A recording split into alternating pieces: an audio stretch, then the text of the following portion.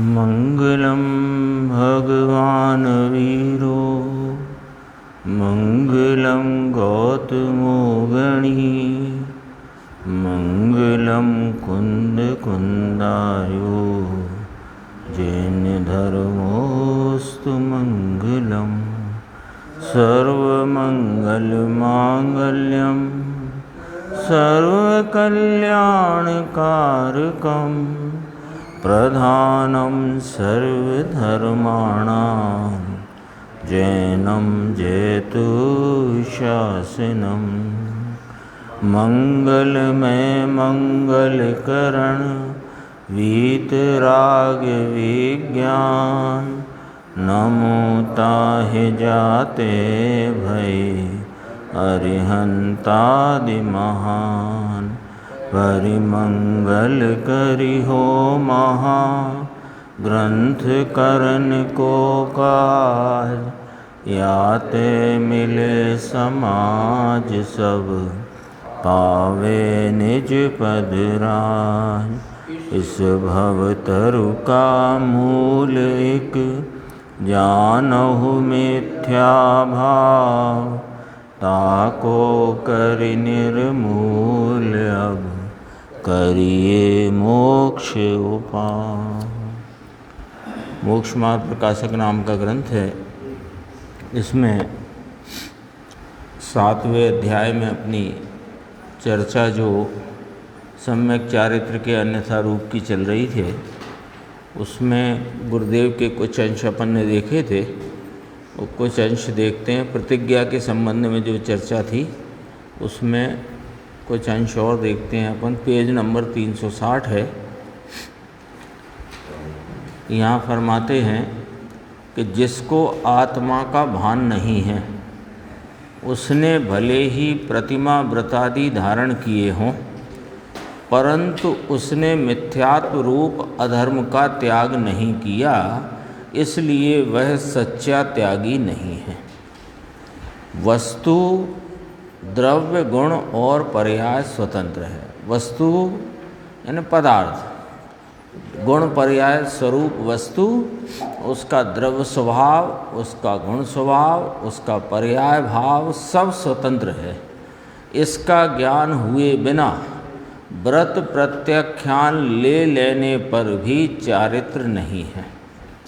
जिसको दर्शन यानी सम्यक दर्शन का पता नहीं है उसके रत्नत्रय रूप व्रत नहीं होते। जिसको कर्म और विकार की भिन्नता भाषित नहीं होती उसको सच्चे व्रत 3 काल में भी नहीं होते। इसीलिए सर्वप्रथम तत्वज्ञान होना चाहिए। प्रतिज्ञा का विषय चलता था कि प्रतिज्ञा नहीं लेने का तो जैन शासन में कोई दंड नहीं है, लेकिन प्रतिज्ञा का प्रारंभ तो तत्व ज्ञान पूर्वक ही होता है। कल आई थी चर्चा, तो पहले तो तत्व ज्ञान हो, फिर जिसका त्याग करना है उसके दोषों को जाने, उसके त्याग से होने वाले गुणों को जाने, फिर अपनी शक्ति यानी जो भी वर्तमान परिस्थितियां हैं, द्रव्य क्षेत्र काल भाव, उसको समझे और इसके उपरांत फिर त्याग की बात है। इसके बिना, तत्व ज्ञान के बिना कोई व्रत प्रत्याख्यान आदि ले ले तो वे भंग भले करे कि ना करे। अक्सर तो भंग ही मानो, पर ना भी करे तो अंदर में कषाय की आसक्ति रूप भाव की तीव्रता बरतती है। वो बहुत सारी चर्चा उसमें आ चुकी है कि उपवास आदि ले लेता है, फिर वह सदते नहीं हैं तो अनेक प्रकार के आर्त ध्यान से दुखी होता हुआ, अथवा अन्य प्रकार के विषयों का सेवन करता हुआ, कोई विषय छोड़ा है तो उसके बदले में अन्य विषयों का सेवन करता हुआ, इस प्रकार की कहना चाहिए कि बिना भूमि के जो उसने व्रत रूपी वृक्ष को रोपने की कोशिश की है वो वृक्ष टिकता नहीं है। ये वाली बात आ चुकी है। देखो, इसलिए सर्वप्रथम तत्वज्ञान होना चाहिए। इस तत्व ज्ञान की प्राप्ति के लिए पहले व्रत प्रत्याख्यान आदि करें तो तत्व ज्ञान हो जाएगा, ऐसा नहीं है। कोई को ऐसा भी लगता है कि हमको तो तत्व ज्ञान ही करना है, सच्चे स्वरूप की पहचान करना है, आत्मा का भान करना है, इसलिए हम व्रत प्रत्याख्यान आदि ले लें तो हमको सहूलियत पड़ेगी अथवा उससे हमें लाभ हो जाएगा। तो कहते हैं ऐसा नहीं है, बल्कि यह तो विपरीत मान्यता है। बोलो, बात ख्याल में आती है कि नहीं आती?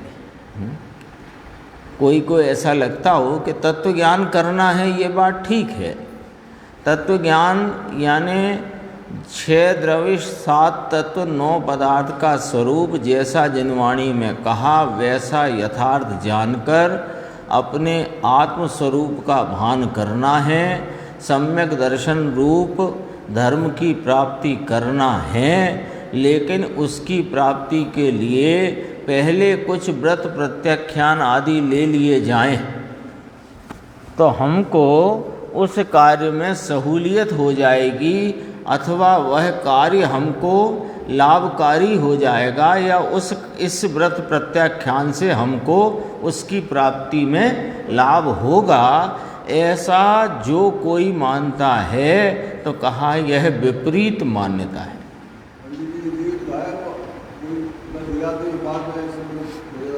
हो जाते हैं कोई को, लेकिन ऐसा यदि मार्ग बना लिया जाए तो वह जीव व्रत प्रत्याख्यान या जिस प्रकार की प्रतिज्ञा आदि में वर्तता है उसी को धर्म मानकर, उसी को हितरूप मानकर उसमें ही संतुष्ट होता है। और तत्व ज्ञान के लिए जो उसने यह अंगीकार किया भी था तो वह तत्व ज्ञान का कार्य तो उसका छूट जाता है, रह जाता है, और इन कार्यों में वह आगे बढ़ जाता है, संतुष्ट हो जाता है। किसी को हो जाता है लेकिन वह अपवाद स्वरूप बात है, उसको अपन नियम रूप बात नहीं कर सकते। कोई को कदाचित अंदर में स्वरूप की बहुत तीव्र धगस है, तीव्र जिज्ञासा है, और पहले उसने इस प्रकार के व्रत आदि का पालन करना शुरू कर दिया, लेकिन जब उसकी समझ में आया तो व्रत आदि छोड़े नहीं, चलते रहे, लेकिन उनकी तरफ हेता होकर के स्वरूप की तरफ की रुचि बढ़ जाने से उसको कदाचित हो जाए। लेकिन सामान्य रूप से यही देखा गया है, यही माना जाएगा कि वह उन भावों में, व्रतादि क्रियाओं में और कषाय की मंदता में संतुष्ट हो जाता है।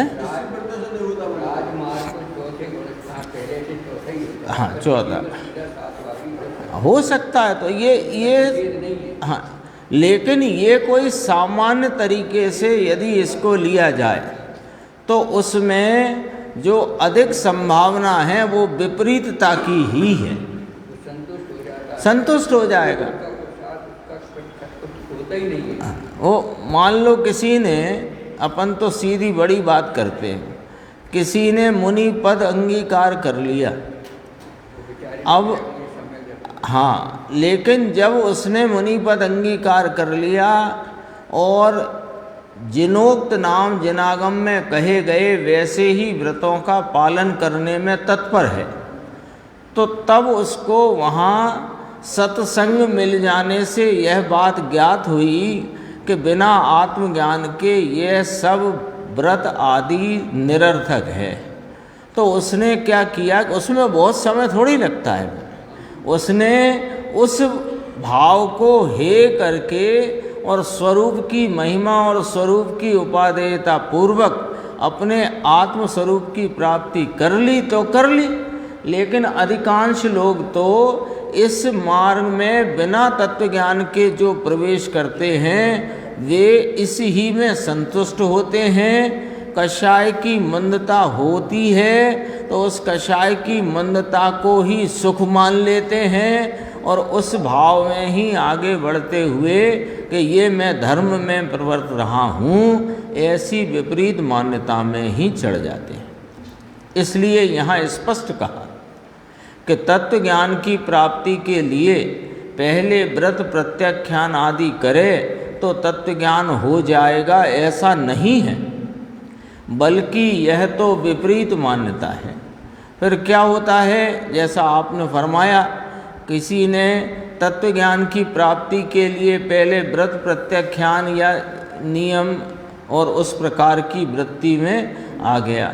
अब दूसरे लोग उसको इतनी महिमा मंडित कर देते हैं कि वो खुद ही अपने उद्यम से च्युत हो जाता है। और भी तो है ना लोग समाज के, तो वे उसे इतना महिमा मंडित कर देते हैं, अरे साहब, अरे बाबा जी, अरे ऐसा, अरे ऐसा।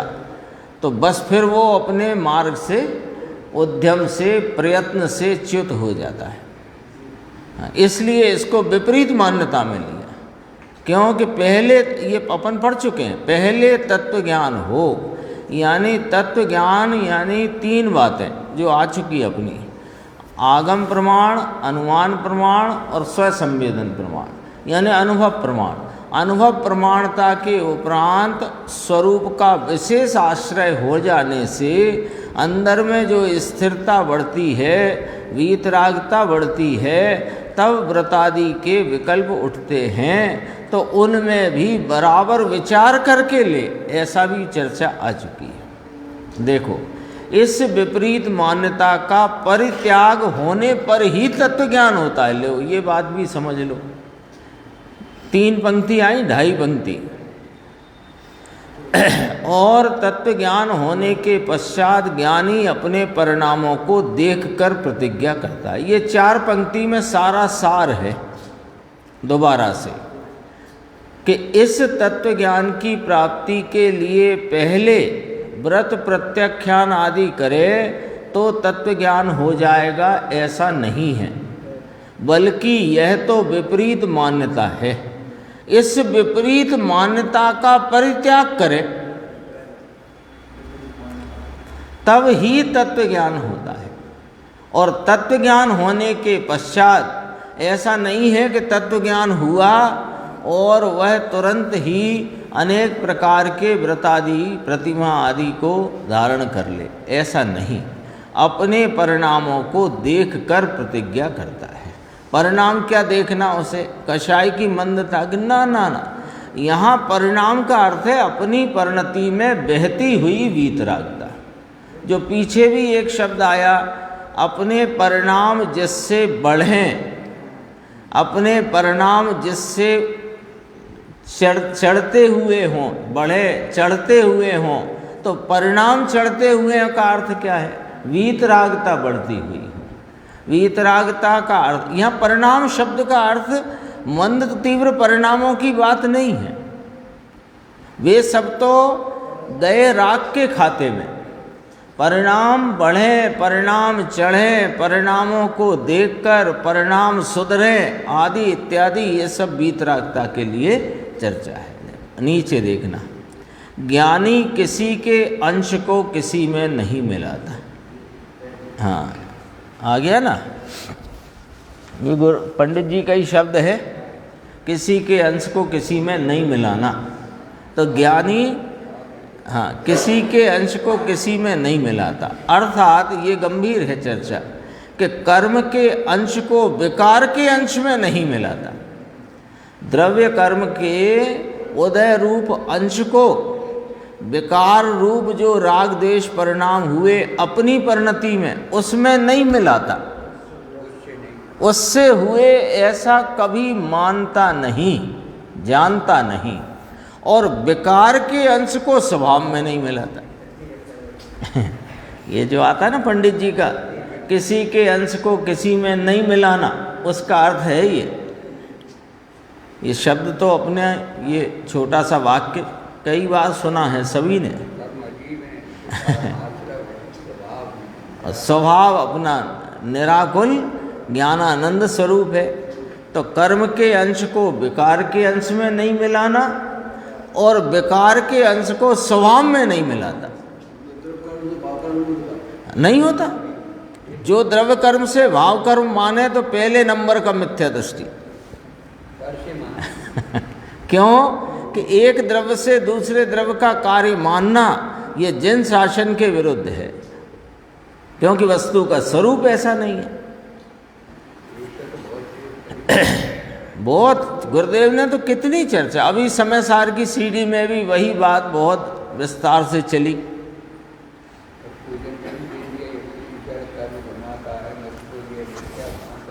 हाँ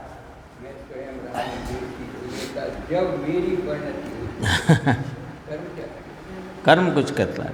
तीन बातें आ गई।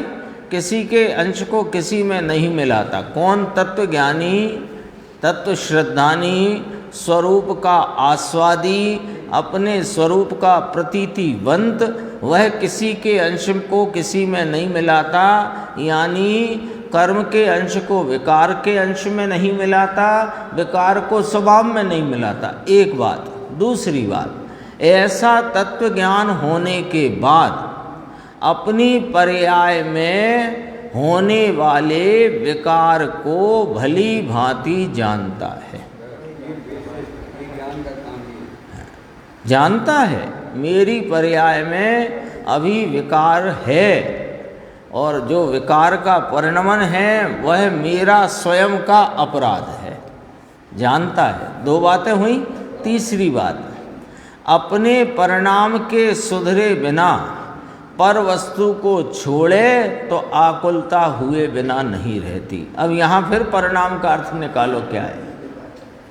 अपने स्वरूप आलम्बन से वर्तने वाली वीतरागता का सुधारा जब तक न हुआ हो, उसके बिना पर वस्तु को छोड़ेगा तो आकुलता हुए बिना नहीं रहती। परिणाम का अर्थ समझना। इस पूरे ग्रंथ में परिणाम, अपने परिणाम बिगड़ने का भय रखना, इसका अर्थ क्या है? अपने परिणाम बिगड़ने का भय रखना यानी अपनी वीतरागता को जाज्वल्य मान रखना, अपनी वीतरागता को जारी रखना, ये अर्थ है। परिणाम बिगड़ने सुधरने का तो वो पुण्य कौन सा सुधरा हुआ? वो भी तो बिगड़ा ही हुआ है। हाँ, दोनों चांडाल के पुत्र हैं। आचार्य अमृतचंद्र भगवान फरमाते हैं, जिसकी टीका राजमल जी पांडे ने करी, पांडे राजमल जन धर्मी, नाटक समय सार के मर्मी। आइए ना, 101 कलश है, 100 कलश है कि 101 है? देखो, अपने परिणाम के सुधरे बिना पर वस्तु को छोड़े तो आकुलता हुए बिना नहीं रहती। इसलिए ज्ञानी अपनी पर्याय में दोष है उसका नाश करके गुण प्रकट होता है, ऐसा जानता है। कौन सा दोष है अपनी पर्याय में? अशुभ भाव का दोष के नाना राग आदि का जो दोष है, राग द्वेष रूपी जो विकार रूप परिणमन है, वह अपनी पर्याय में वर्तता दोष है, उसका नाश होता है तो गुण नाम वीतराग भाव प्रकट होता है, ऐसा जानता है। परंतु पर वस्तु छूट गई इसलिए दोष का नाश होता है, ऐसा नहीं जानता है। तो पर वस्तु छोड़ता तो है, वो छूटती है, छोड़ता नहीं है। क्योंकि अंतरंग में इधर चलना पड़ेगा। अंतरंग में अपने स्वभाव का भान होने से, अपने स्वभाव की प्रतीति होने से, उसका आलम्बन और विशेष विशेष बढ़ जाने से अंतरंग में जो वीतरागता प्रकट होती है, तो वीतरागता जितनी जितनी बढ़ती है उतनी उतनी बाह्य पदार्थों के प्रति की आसक्ति घटती है। क्योंकि पहले ही स्वरूप का भान होते ही अनंतानुबंधी कषाय मिट गई। तो अनंतानुबंधी संबंधी क्रोध मान माया लोभ और नौ कषाय अनंतानुबंधी संबंधी, वो भी जोड़ लेना, वो गई। और फिर विशेष आलम्बन से अप्रत्यख्यानावरणी भी क्रोध मान माया लोभ और नौ कषाय, वो भी गई। अब जब इतनी गई हैं तो बाह्य पदार्थों के प्रति आसक्ति छूटती है। तो आसक्ति छूटती है, घटती है, तब उनके प्रति आसक्ति घट जाने से उनके प्रति का उपयोग नहीं जाता। तो वह आसक्ति घटी तो वह वस्तु भी छूट जाती है। वस्तु छोड़ते हैं तो आसक्ति घटती है, ये उल्टी मान्यता है। आगे पीछे यदि याद हो कि शुद्ध आहार पानी लेने से परिणाम सुधरते हैं, यह बात मिथ्या है। परिणाम यानी कि जब आसक्ति छूटी है तो उस प्रकार का आहार पानी होता नहीं। ये सच्चाई है। अपन ने एक दिन और बात करी थी, कथन वहाँ से करने दो, व्याप्ति यहाँ से चलेगी, व्याप्ति अंतरंग से चलेगी। देखो, पर वस्तु छूट गई इसलिए दोष का नाश होता है, ऐसा नहीं जानता। अतः वह नाम तत्वज्ञानी आवेश में आकर प्रतिमा व्रतादि नहीं लेता। याद होगा कल अपन ने पढ़ा था, त्यागी व्रतियों का सम्मेलन हो तो 4 से 10 लोग भाई अपने साथ के कोई प्रतिमा अंगीकार करते हो, हम भी ले लेते हैं। उनने साथ ले ली तो हम भी साथ कर लेते हैं। हाँ, ऐसा कोई आवेश का कार्य नहीं होता। आगे देखना, देखो 361 पेज पर 4 पंक्ति छोड़कर। तथा और भी कहा है कि जिन मत में तो ऐसी परिपाटी है कि पहले सम्यक्त होता है और फिर व्रत होते हैं। बोलो, ये परिपाटी किसकी है? जिन मत की है। जिनेंद्र परमात्मा के मार्ग में ऐसी परिपाटी है कि पहले सम्यक्त होता है और फिर व्रत होते हैं। सो सम्यक्त तो स्वयं के श्रद्धान होने पर होता है, तथा वह श्रद्धान द्रव्यान योग का अभ्यास करने से होता है। इसलिए प्रथम द्रव्यान योग के अनुसार श्रद्धान करके सम्यक दृष्टि होना और पश्चात चरणान योग अनुसार व्रतादि धारण करके व्रती होना। इस प्रकार मुख्य रूप से तो निचली दशा में ही द्रव्यान योग कार्यकारी है। देखो, ही शब्द लगा है। निचली दशा माने अभी आत्मार्थी पने की दशा। यहाँ वैसे तो निचली दशा सम्यक्ति की कही जाती है, मोक्ष मार्ग अपेक्षा, पर यहाँ आत्मार्थी की अपेक्षा। हाँ, जो अपना हित करना चाहता है उसके लिए पहले द्रव्यान योग ही कार्यकारी लगता है ना। लोगों को लगता है अभी हमारी देखो ज़्यादा तीक्ष्ण बुद्धि नहीं है, तो अभी तो हम श्रावकाचार आदि ग्रंथों का अभ्यास कर लेते हैं। तो श्रावकाचार तो श्रावकों के लिए है भैया। आत्मार्थी के लिए तो 6 द्रव्य 7 तत्व 9 पदार्थ का यथानुरूप जैसा स्वरूप है वैसा जानना, निर्धारण करना, और जो अपना स्वरूप है उसका आलम्बन लेना, और जो पर है उसका आलम्बन छोड़ना। ये कहाँ मिलेगा विषय? द्रव्यानी योग। तो श्रावकाचार किसके लिए? कि श्रावकों के लिए। तो श्रावक कौन है? कि जिसने अपने स्वरूप का आलम्बन लेकर परिणति में स्वरूप का आस्वादी हुआ है और उसकी प्रतीति की है।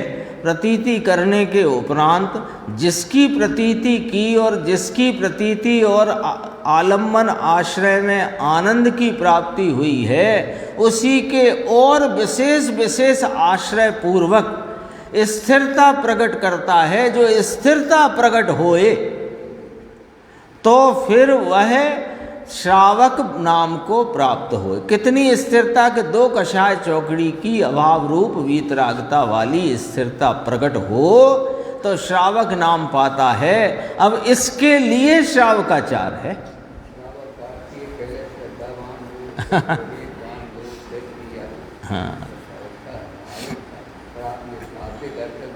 हाँ, उसमें यही अर्थ आता। इस प्रकार मुख्य रूप से तो देखो, इसमें कहाँ ही का प्रयोग है, उसका जरा जो जोर दिया है गुरुदेव श्री ने उसको ध्यान में रखना। मुख्य रूप से तो निचली दशा में ही, यानी पहले ही द्रव्यान योग कार्यकारी है। भगवान की वाणी में ऐसा उपदेश आया है, पहले आत्मज्ञान अर्थात तत्वज्ञान होना चाहिए, पर से लाभ होता है, व्यवहार करते करते निश्चय होता है और राग कर्म से होता है, ऐसा उपदेश भगवान ने नहीं दिया। देखो 3 बातें रखी जय कुमार भाई साहब, 3 बातें रखी और हमारी भूल इन तीनों के प्रति चल रही। ये 3 एकदम समझो कि हम ऐसे डॉक्टर के पास आ गए हैं कि जहां बिल्कुल संक्षिप्त में और बीमारी का सीधा हाल बता दिया गया है ना। अपने बहुत प्रश्न होता है, इतना अभ्यास करते हैं फिर भी हमको सम्यक रूपी धर्म की प्राप्ति क्यों नहीं होती, इस मोक्ष मार्ग में हमारा प्रवेश क्यों नहीं होता। ये सब करते करते बहुत हमारा ऐसा नहीं है कि हम उद्यमवंत नहीं हैं, बहुत संजीदगी से, बहुत सिंसियरली हम इस काम को कर रहे हैं या इसमें प्रयत्नशील हैं, फिर भी काम क्यों नहीं होता। तो 3 बातें सामने रख दी। इन 3 का तुम खुद ही अपने हाथ में ले लो थर्मामीटर और स्वयं ही अपने बुखार को नाप लो। ऐसी 3 बातें सामने कर दी। पर से लाभ होता है, यानी किसी निमित्त में लाभ बुद्धि रखते हो तो ये उपदेश भगवान ने नहीं दिया है। भगवान ने उपदेश दिया है कि पहले आत्मज्ञान होना चाहिए। पर से लाभ होता है। पर में क्या आ जाएगा भाई जी? सारे निमित्त देव गुरु शास्त्र जितने जिनवाणी जो कहो सो सब निमित्त इसमें, उनसे मुझे लाभ होता है, यह मान्यता गलत है, झूठी है। यह उपदेश जिनेंद्र परमात्मा ने नहीं दिया है। दूसरी बात, व्यवहार करते करते निश्चय होता है। थोड़ा तो व्यवहार होना ही चाहिए। इतना व्यवहार भी नहीं होगा तो तुम्हें आत्मा की प्राप्ति कैसे होगी? ये देखो, ऐसे बोलते हैं ना तो अपने को लगता है ये उनकी बात है, व्यवहार करते करते निश्चय होता है। हम कहाँ ऐसा मानते हैं? अच्छा, तुम ऐसा नहीं मानते, हम ऐसा नहीं मानते, तो हम ऐसा तो मानते हैं ना कि थोड़ा तो व्यवहार होना चाहिए तब तो आत्मज्ञान होगा। तो इसका क्या मतलब निकल आया, आप बता दो। ये भाषा में और तुम्हारी भाषा में क्या फर्क है?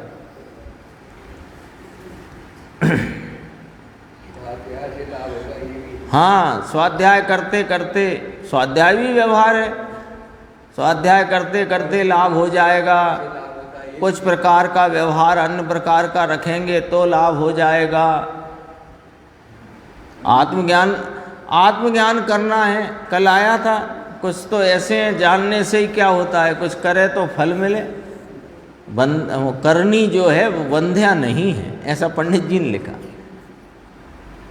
करनी बंध्या नहीं है। करनी माने कुछ करेगा, मजदूर भी मजदूरी करता है तो शाम को पैसे मिलते। हाँ, वो सब बात का समझो। ऐसा है कि क्या है कि जब आप जिनेंद्र परमात्मा का उपदेश सुनने आए हो ना, तो उस प्रकार का सहज में ही ऐसा परिणमन हो। शर्त रूप बात नहीं है, शर्त रूप बात कहने की जरूरत नहीं है। ऐसा होता ही है कि उसको उतनी कषाय की मंदता है कि वह जिनवाणी सुनने आया है, अथवा सुनने भी आया है तो इतना अंदर में विनयवान होकर के सुने तो अन्याय अनीति अवक्ष होता नहीं है। लेकिन ये शर्त डालने की बात नहीं है, शर्त डालने की जरूरत नहीं, क्योंकि अभी अन्याय की व्याख्या करेंगे तो बहुत उसमें लंबाई है। ये शर्त रूप नहीं है, हैं? होता ही है, ऐसा ही होता है। जो जिनेंद्र परमात्मा के दरबार में आया, उनकी वाणी रसपूर्वक सुने, अपने आत्मा के हित के लिए सुनता है, रुचि से सुनता है, वास्तव सुनने के लिए नहीं सुनता है, अपने लिए सुनता है, तो सामान्यतया इस प्रकार के परिणाम होते नहीं हैं। ये इतनी बात है। बाकी जैन कुल में है तो जैन कुल श्रावकों का कुल है। अब जरा इधर से बात करते हैं। जैन कुल श्रावकों का कुल है। हर जैन श्रावक है ऐसा नहीं कहा, कुल की बात करी है। तो श्रावकों का कुल कैसे है कि हमारे भी पूर्वजों में कोई ना कोई जैन नाम की जाति तो है नहीं। 4 वर्ण कहे, उन 4 वर्णों में जैन नाम का कोई वर्ण या जाति हो तो कहो, नहीं है। हाँ, पूज्यपाद स्वामी ब्राह्मण थे, गौतम गणधर वे स्वयं ब्राह्मण थे, भगवान अपने क्षत्रिय थे कि नहीं थे? तो वो तो जिसने अपने आत्मा को पहचान कर अपने स्वरूप के आलम्बन द्वारा जो उन्होंने स्वरूप की स्थिरता प्राप्त करके श्रावक भाव को प्राप्त किया, उनके कुल में घर में ही ऐसी व्यवस्था बन गई कि श्रावक की कैसा होता है आहार पानी, वैसा आहार पानी घर में होने लगा। घर में श्रावक है तो वैसा ही होगा ना। अब वो परंपरा में चलते आया तो जैन कुल में ऐसा होता है, ऐसा नहीं होता, अपने आप ही हो गई वो वाली बात। हाँ, अब अपने ही कुल में कोई 2 पीढ़ी, 5 पीढ़ी, 4 पीढ़ी, 6 पीढ़ी, 3 पीढ़ी, जो कोई हो, उसमें कोई ना कोई तो ऐसा क्षत्रिय होएगा कि ब्राह्मण होएगा कि कोई होगा जिसने जिन धर्म को अंगीकार करके, जिन धर्म अंगीकार मतलब ये आत्मा को अंगीकार करके, जिसने स्थिरता बढ़ाकर श्रावक भाव को प्राप्त किया, तो ये चला आया तो वो जैन कुल कहलाया, उसका कुल।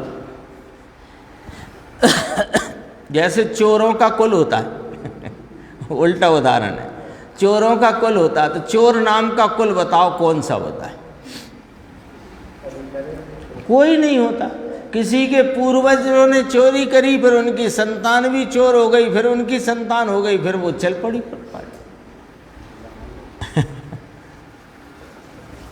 व्यवहार कर 3 भूल रखी।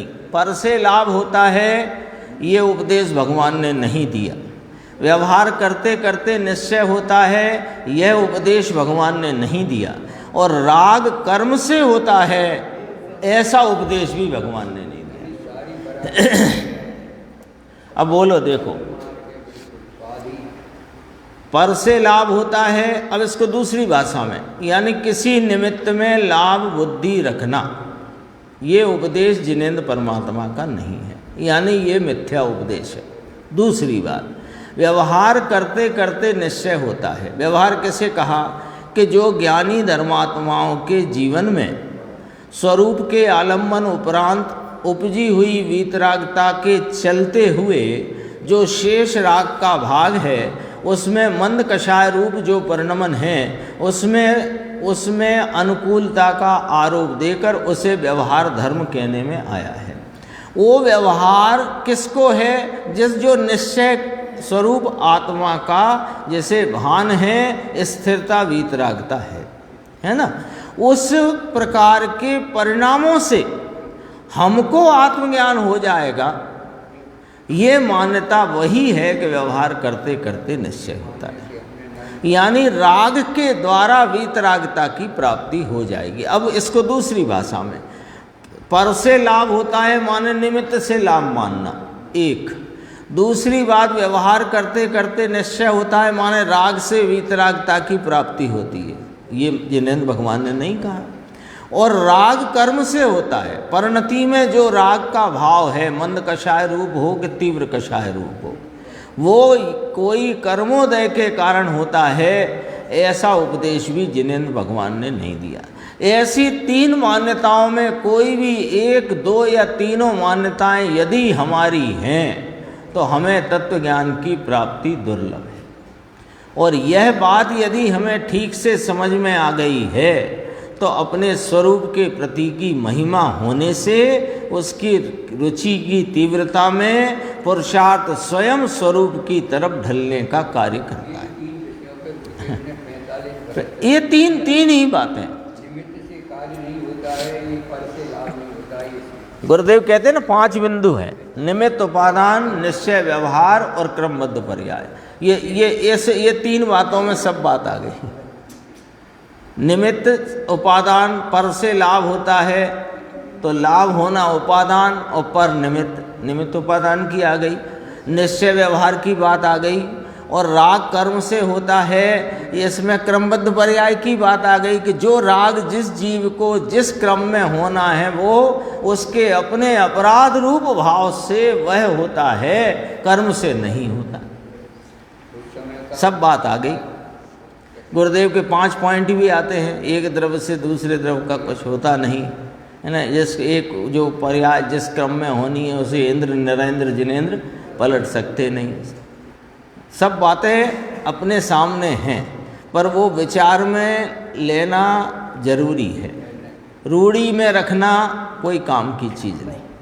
रूढ़ी में तो रख लिया, गुरुदेव यों कहते हैं, गुरुदेव यों कहते हैं, गुरुदेव यों कहते हैं। राग का कारण कर्म और निश्चय रत्नत्रय का कारण व्यवहार रत्नत्रय है, ऐसा माना तो इसका अर्थ यह हुआ कि निश्चय रत्नत्रय भी कर्म के कारण हुआ। अब ये लॉजिक समझो। यदि राग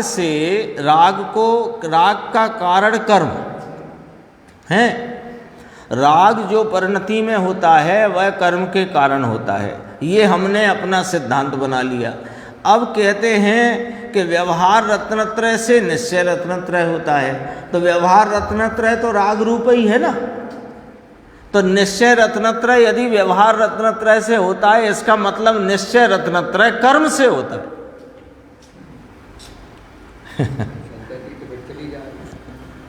ऐसी मान्यता वाला व्यवहाराभासी मिथ्या दृष्टि है, उसका समस्त आचरण मिथ्या होता है।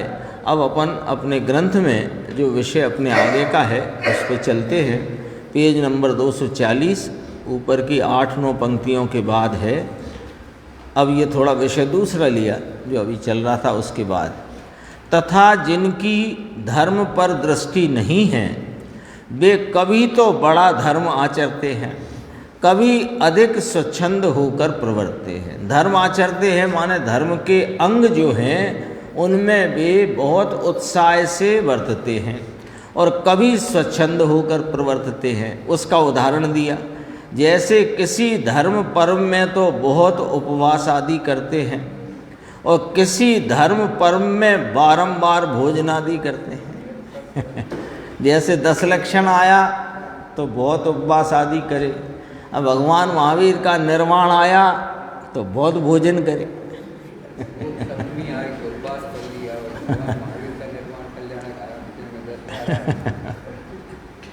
लिया कि नहीं लिया? हाँ, 2 बार के निकल गए, याद ही नहीं रहा। धर्म पर्व में तो बहुत उपवास आदि करते हैं, किसी धर्म पर्व में बारंबार भोजन, और भी लिया है गुरुदेव इसमें पंडित जी साहब ने। यदि धर्म बुद्धि हो तो यथा योग सर्व धर्म पर्वों में यथा योग संयम आदि धारण करे। अब धर्म बुद्धि क्या होती है? धर्म बुद्धि यानी धर्मी के आश्रय से ही धर्म है, ऐसी बुद्धि पूर्वक जिसकी परिणति में धर्म पल्लवित हुआ है, जिसकी परिणति में धर्म विकास को प्राप्त हुआ है, वह तो यथा योग सर्व धर्म पर्वों में यथा योग संयम आदि धारण करते हैं।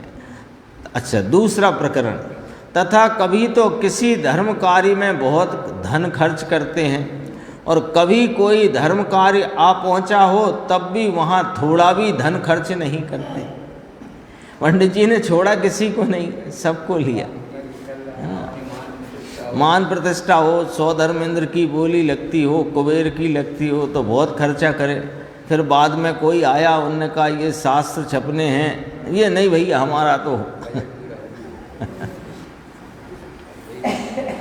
किसी, वो भी तो धर्म कार्य है,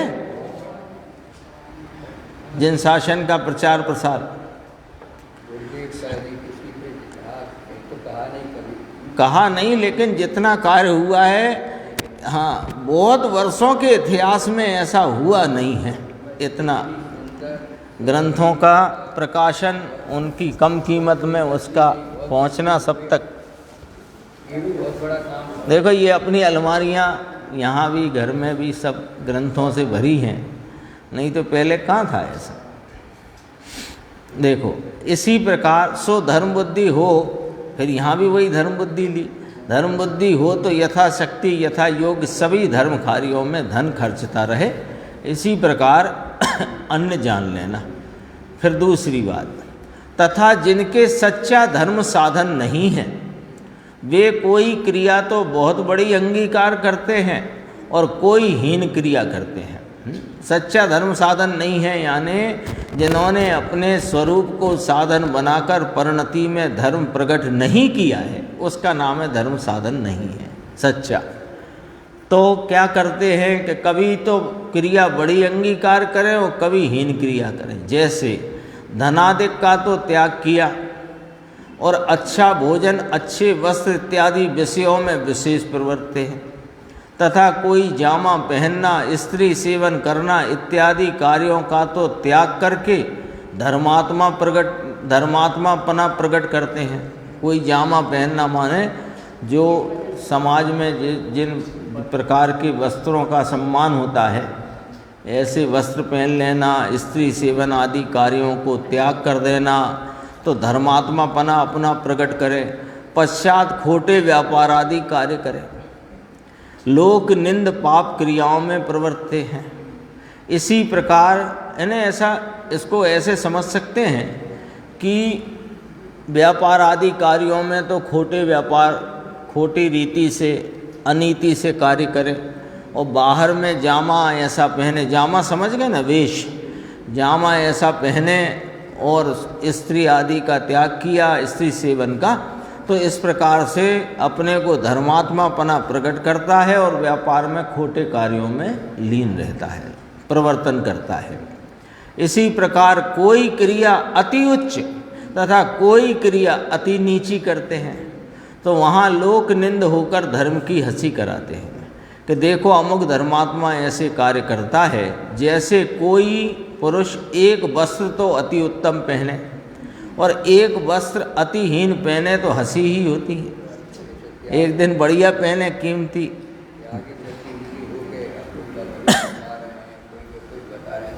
हाँ सब है उसमें, सब लिया था।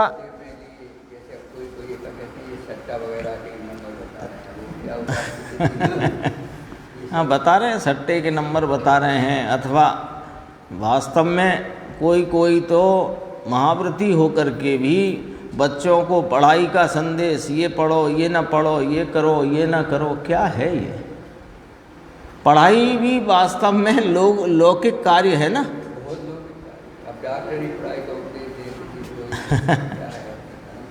ये तो उदाहरण दिया, एक वस्त्र तो अति उत्तम पहने और एक वस्त्र अतिहीन, यानी शर्ट तो पहनी या कुर्ता तो पहना बहुत कीमती, और नीचे जो पजामा पैंट या धोती है वो फटी टूटी पहने, तो हंसी होती है ना। ऐसा यहाँ पर पंडित जी ने, सच्चे धर्म की तो यह आमनाएं हैं। देखो अब वास्तविकता किस प्रकार है वो यहाँ कहते हैं। सच्चे धर्म की तो यह आमनाएं हैं कि जितने अपने रागादि दूर हुए हों, उसके अनुसार जिस पद में जो धर्म क्रिया संभव हो वह सब अंगीकार करे। यदि अल्प रागादि मिटे हों तो निचले पद में ही प्रवर्तन करे, हाँ, परंतु उच्च पद धारण करके नीची क्रिया न करे। जितने रागादि है ना, जैसे एक यहाँ इस प्रकरण में अपन याद कर सकते हैं कि गुरुदेव के पास कुछ लोगों ने या किसी व्यक्ति ने पत्र भेजा कि आप अब मुनिपना ले लो, पत्र भेजा, हाँ आपका ये, हाँ ऐसा लिख के, आप ये जो गृहस्थ रूप में रहते हो ये हम लोगों पे कलंक है, आप मुनिपना ले लो।